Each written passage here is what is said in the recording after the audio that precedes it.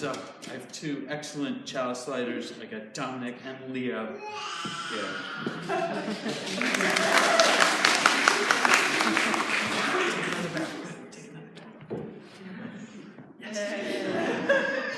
What a wonderful day it is. There's no snow on the ground. The temperature is neither bitter cold nor oppressively hot. The streets are not flooded with water. The winds are gentle. No debris flies through the air. We live with peace and substantial safety. We get enough to eat and have shelter from the elements. There's medical care when we need it. For these and for so many other often unnoticed wonders, we kindle this flame. Let its light remind us of all we have. Thanks, guys. I'd like to invite you to rise as you're able. We're going to sing together from that teal book, number 1064, Blue Boat Home.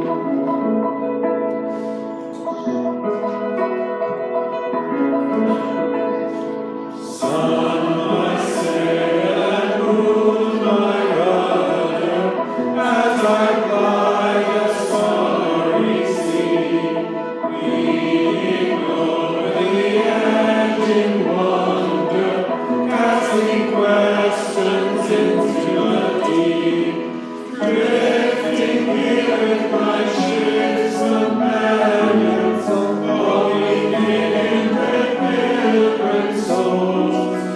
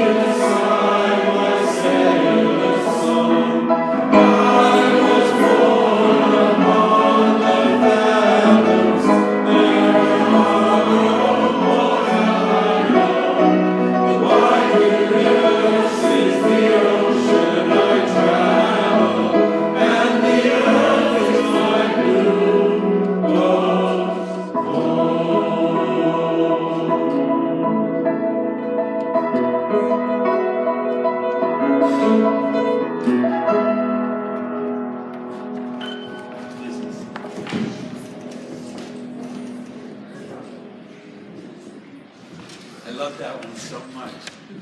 Welcome. It is a pleasure to welcome you here this morning to this radically inclusive community of faith, which means that no matter what you believe, no matter where you come from, no matter what you look like, no matter what language you speak, no matter who you love, there's a place for you here. You are welcome here. And I'd especially like to welcome you, those of you who are here for the first time, because it's just plain scary to come to a new place like this for the first time. So take a deep breath. Let us welcome you. I hope you can start to relax and feel at home. In the next hour, I hope that all of you find something here to inspire you, something to make you think, something to amuse you, and something to make you uncomfortable enough to grow, to help you in your own path toward wholeness. And whoever you are not alone. You are welcome here. I'd like to invite now the children to come forward for the time for all ages.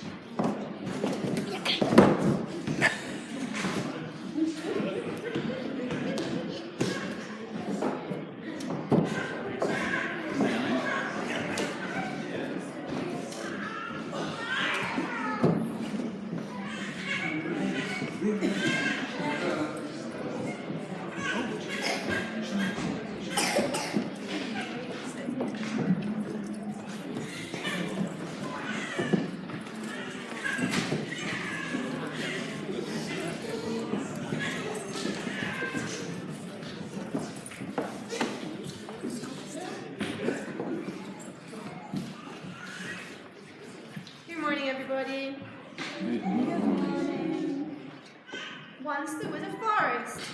Who knows what a forest is? Lou? It's places where you go and you die after that, but you don't know how to get out because it's really dark, basically. They're very dark. They're candy. Yes, Donald? Trees. They have lots and lots of trees. Yes, they have lots of trees, and lots of different kinds of trees often in the forest. And this was a huge forest. And it stretched as far as you can imagine. And then, beside this forest, there was a little town. And this little town was very prosperous. And it was getting bigger, because more people wanted to live there. And what did they do? What do you think they did? If they were getting bigger and the forest was right beside them, what do you think they did? They broke the forest to pieces, well, half by half by half by half. They cut down the forest to build houses. And so on. Was that fair? To cut down bits of the forest, just the little bits nearby, to build a house? Is that fair? What do we think? We're undecided. We're undecided. Stop that. No. I've got one. That's why I put my hand up. No. Oh, you're putting your hand up? No, it's not fair. Okay. Sorry, John. I thought you were... Sorry. So this town got bigger. And they cut down more forests because they wanted more space to live. And all the animals in the forest all had lots of lovely space. And then they had to move in closer. And then they had to move in a bit closer. And then they had to move in a bit closer. Until all the animals were living right on top of each other. And all the people in the town had lots of space. And all the animals in the town, they had quite a lot of space because they built nice fields for them. So, one of the animals from the forest, who will we have? We have... Who lives in a forest? Does Bonnie live in a forest? How about Jane does? Wolf lives in a forest too. So Bonnie went to speak to the people, and they understood him, because this is the story. So, Bonnie went to speak to the people and said, we're kind of all living on top of each other. Do you think you can stop cutting down our trees? And what did the people say? No. No, well, we've got lots of people here and we need space for living in. And what Bunny said, but what are you going to do when you cut down all the trees? You're not going to have anything else to build your houses or make your fires with. And what do you think the people said? I don't have yet.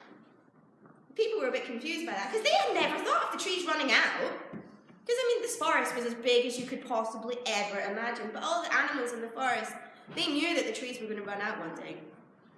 So what did the people do? They were good people. There we go.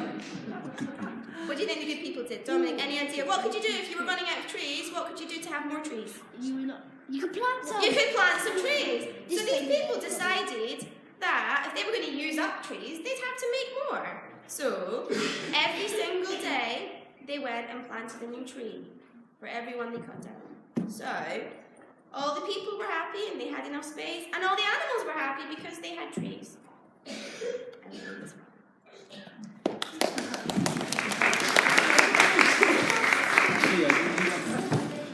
You don't have to touch it.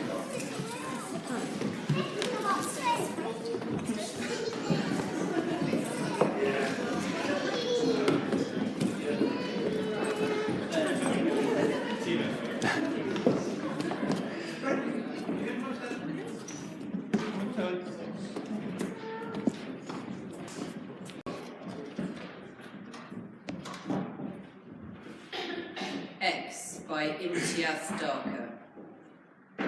Hand shaking on the stopcock, she looks at the X, the warning cross. The water tap unlocked, its padlock cracked. Breath hacks in the throat. Check your back. Turn it on, and an anxious mutter swells to thunder in the plastic bucket. Don't spill it. Lift it to, fill it to the top, lift to the hip, stop. Balance the weight for the dangerous walk home. Home. Don't lose a drop. From the police chowkey across the track, a whistle, a shout, run, don't stop, don't slip, a drag at the hip, hot, hot underfoot. Water slops up and out in every direction, over the lip, over her legs, a shock of cool, a spark of light. With her stolen piece of sky, she has taken flight. Behind her, the shouters give up. She puts down the bucket. The water stills. She looks into it, looks up to where the blue is scarred with aimless tracks. Jet trails cross each other off before they die out. A careless X.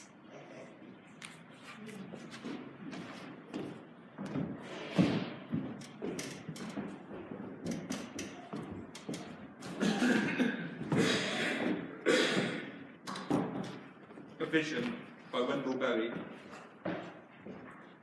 If we will have the wisdom to survive, to stand like slow-growing trees on a ruined place, renewing it, enriching it, if we will make our seasons welcome here, asking not too much of earth or heaven, then a long time after we are dead, the lives our lives prepare will live here, their houses strongly placed upon the valley sides, fields and gardens rich in the windows. The river will run clear as we will never know it, and over it birdsong like a canopy. On the levels of the hills will be green meadows, stock bells in noon shade. On the steeps where greed and ignorance cut down the old forest, an old forest will stand, its rich leaf fall drifting on its roots. The veins of forgotten springs will have opened. Families will be singing in the fields. In their voices they will hear music risen out of the ground. They will take nothing from the ground they will not return. Whatever the grief at parting, memory, native to this valley, will spread over it like a grove, and memory will grow into legend, legend into song, song into sacrament. The abundance of this place, the songs of its people and its birds, will be health and wisdom and indwelling light. This is no paradise or dream. Its hardship is its possibility. Thank you, Bodhi, and thank you, Emily. I'd like to ask you to rise as you're able again. We're going to sing together, and it's number 1067, Mother Earth, Beloved Garden. And you're going to hear it played through once, since it's not one that we've done recently. So.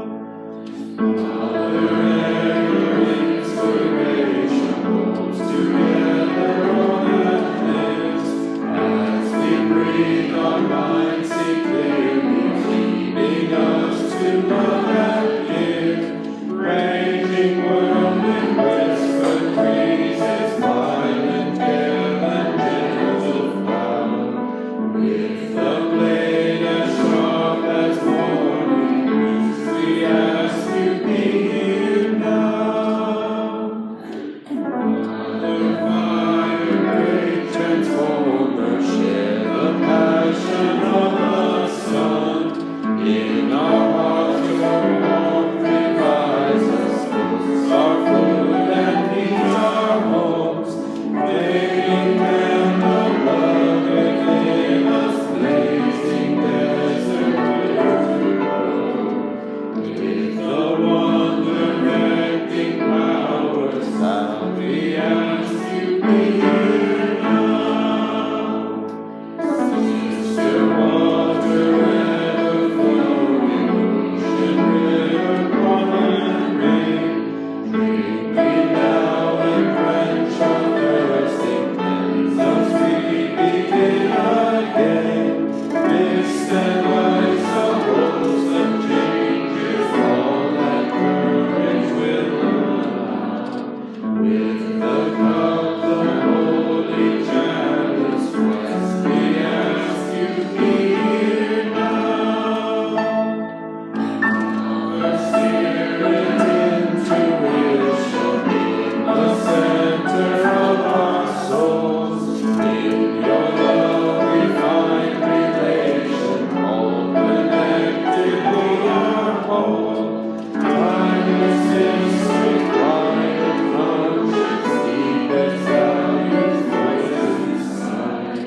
With the drum and with the cauldron, this we ask you be our guide. Please be seated.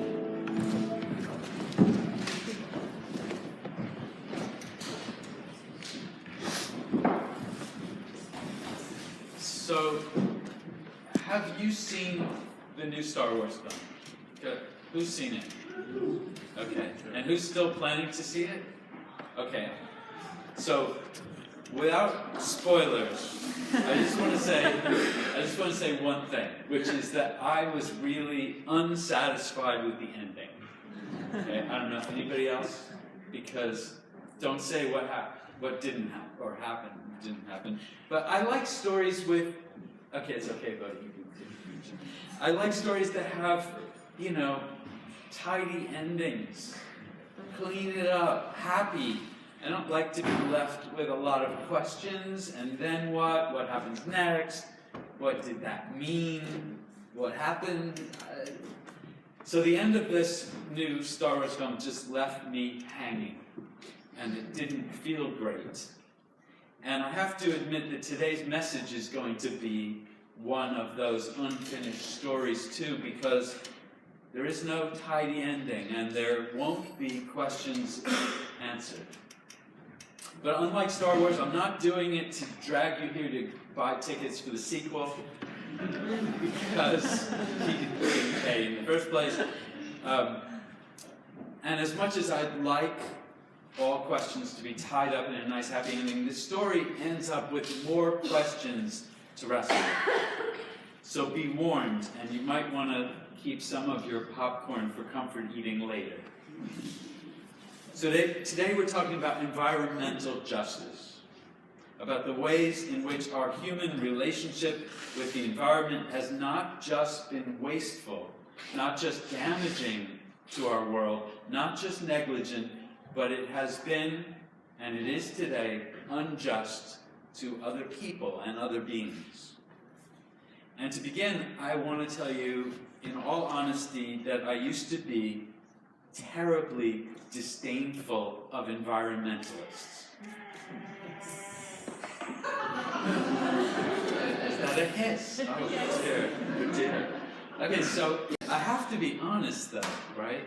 I mean, it was at a time before global climate, and a lot of the environmentalism that we talked about then had more to do with saving oil so that the oil-producing states wouldn't have so much power over us, in this case, Americans. And it was so that we wouldn't run out of oil anytime soon and be terribly inconvenienced. And my disdain also had to do with the fact that the people I associated with were interested in the environment in large part for aesthetic and financial reasons. They didn't want litter in their streets or to see it along their walks in the forest.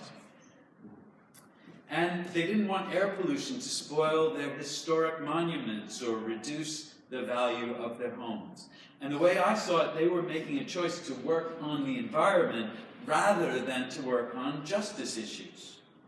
There were too many people who were underprivileged, underprotected by the state, undercared for by the medical system, underpaid, undereducated, underfed, and under the thumb of those who held most of the power. So it seemed to me that there was a pretty obvious, pretty clear separation between justice issues and environmental issues, between changing educational opportunities for poor children and changing out warm-colored light bulbs for those cold blue ones that save energy, between supporting gay rights and supporting litter collection, between preventing police brutality and preventing me from putting a log on my fire, between adding insulation to our buildings and adding income to the underprivileged. Environmentalists emphasize the extinction of species, and as a biologist, that gets to me.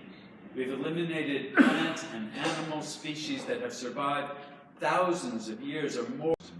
To choose, I will choose a better life for human beings over the survival of a non-human species any day. Environmental work, as I saw it, was much easier and much tidier, which seemed to partially explain its appeal. Change some light bulbs, install some draft excluders, sign a petition for tighter air quality regulations, and you walk away feeling virtuous. The real justice work, as I understood, people who lived in dangerous areas of the city, people who might not show gratitude for our noble generosity, people who might not be like us. That work was uncomfortable and scary and tugged at the heart. Light bulbs were easy. But the time we live in now is very different about global climate change. We now know that the effects of human activity are raising the temperature of our planet, and we know that these changes have begun to wreak havoc on our world. Weather patterns are changing, ice caps and glaciers are melting, the sea level has begun rising, and we know that these changes will harm people. People living today and people living tomorrow. The injustice comes about because the harm from climate change and other environmental degradation does not affect everyone equally, not at all. As the oceans rise, the wealthy will take up the more expensive higher ground. The poor will be left to fend for themselves, as they were in New Orleans following Hurricane Katrina and in so many other so-called natural disasters. And we can't yet know the scale of the human suffering that will result from global warming, but consider that in the past 6 years alone, 2% of the Earth's population has been forced to relocate due to climate-related disaster. That is 140 million people, more than twice the population of the UK. And that's 140 million people who had to leave their homes, who often had to leave everything they knew, their means of survival, their security, their support, their safety. And it's not going to come as a surprise for me to say that the rich nations of the world do not seem prepared for refugees. We know this well from the challenges faced by the flood of people seeking safety right now. In the face of such crises, there's only a weak welcome in potential host countries, and the funds fail to materialize to alleviate enormous suffering. And that is a taste of our future. It might touch some of us here. It is even more likely to touch our children and the children of our friends. And it will decimate the poor of many countries, including island nations especially, whose people, if they survive, will have the misfortune to become stateless refugees. And I guess the simple point that I want to make at this juncture is, well, I was wrong, very wrong. Whether the light bulb changing, petition signing, litter cleaning activists knew it or not, they were wrestling with the thin end of an enormous climate catastrophe, an enormous human catastrophe. And what they probably didn't accept, though, is that light bulbs were not going to be nearly enough. And this is the part that I wrestle with. And I imagine that you do as well. There will not be a painless way to minimize the effects of global climate change. There will not be an inexpensive or unnoticeable way to treat the future's many millions of climate refugees justly or humanely. For there to be significant justice for the underprivileged in the face of the coming human-created climate disasters, we will all have to sacrifice. And that makes it all very, very real. How much are we each willing to give up to avoid a desperately unjust life for our children or our children's children? How much are we willing to give up to avoid millions of people becoming stateless climate change refugees? Our government refuses to take many refugees, and it's not because they're mean, heartless people. I know some of you think they are, but I truly believe that everyone is capable of compassion, and I believe that our leaders are compassionate. But they are resisting a flood of refugees because they need to keep us happy so that they can be re-elected. And as little as we may want to admit it, as much as we imagine that absorbing refugees will be painless, large-scale welcoming of refugees would be disruptive and it would be massively expensive. We don't have enough housing now. How will we find housing for hundreds of thousands of new refugees? Who's going to pay for it? Who will pay for educating refugees and helping them to become acculturated to this nation? Who will pay for their medical care when they are ill? For their benefits if they can't get work? Their clothing, their food, other necessities when they are unable to fend for themselves? And it comes down to a question of sacrifice. We think that we want to help, but we are not clear that we want to suffer higher taxes, less available housing, or a worse job market to make it happen. And it's the same with climate change itself. There are things we can all do, but they're not necessarily easy and they're not necessarily comfortable. To start with, we can all stop eating meat and dairy. I just bought some lovely cheese for the meeting after the Sunday gathering. Livestock production produces more global warming than transportation, higher than cars and planes put together. And that's the well-known cow fart problem. And they made fun of Ronald Reagan when he said that, by the way. I mean, he seems like a liberal now, right? So we can stop eating meat and dairy. And can I just see, how many of you don't eat meat or dairy? Okay, there's a few of us. A few of you, not me. How many of you don't eat meat? How many of you, okay, that's it. Okay, so I don't have any other questions. I ran out of questions. So another thing, we can stop traveling by plane. How many of you have taken a plane flight in the past month? Past year? Yeah. How many of you haven't traveled by plane for 2 years? 25. 25 years. Okay. You can have extra car rent today. We can get rid of the car if we have one. We can walk, we can bike, or take public transportation everywhere. We can reduce our energy consumption because, you know, as much as we like those turbines and as much as we like the idea of water and solar powered energy, zero carbon energy only makes up a tiny fraction of the energy supply, so we can't expect that we can continue consuming power as we do if we want to slow climate change. So we should all have the smallest home we can manage with the best insulation we can possibly afford, and we should keep the temperature down, wear jumpers, several probably, and keep electricity use to a minimum. And I'm not even going to ask for hands because it's bloody hard. And finally, stop buying stuff, because just about everything we buy requires energy to produce and energy to transport, and it therefore contributes to global warming.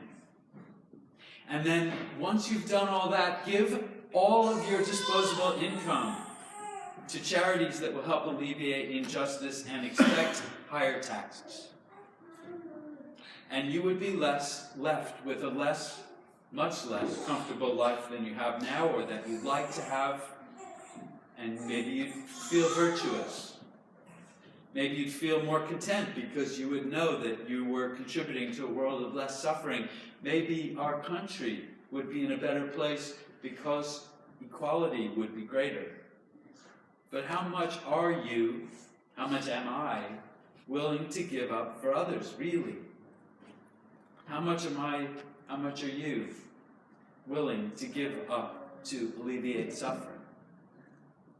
And as I said, I wish that I could tie this up in a bow, and I wish that I had the answers to these questions. And I have very few. And I have a long way to go to get to the point where I could say with a clear conscience that I'm doing enough, because I don't think I am. But the important thing is that we wrestle with these questions. The important thing is that we don't look away. The important thing is that we don't try to explain away suffering and injustice as inevitable, or perhaps even the fault of the victims themselves. That we don't imagine also that some kind of magic of technology or magic of the supernatural is going to fix things. The important thing is that we don't deny the problem entirely, as too many people continue to try to do, many of them politicians in my home country. So this answer is not an answer, and the resolution does not lie in this episode or even in the sequel. The only answer we have now lies in the struggling with and holding on to the questions, keeping them open, staying with them despite everything. Today, let us know that we are people who care and people who struggle. We are neither perfect altruists nor uncaringly selfish. We are human, and we are engaged in the journey toward justice. May it be so. May it be so.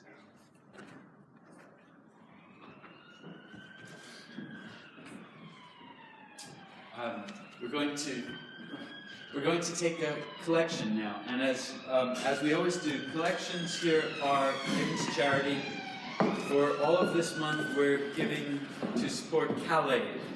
CalAid is an organization that supports the men, women, and children living in the jungle, the Calais refugee camps. So please give generously if you can. And I will also be circulating 2 clipboards. One, if you'd like to sign up for the email list, and the second, to volunteer to help on Sunday mornings.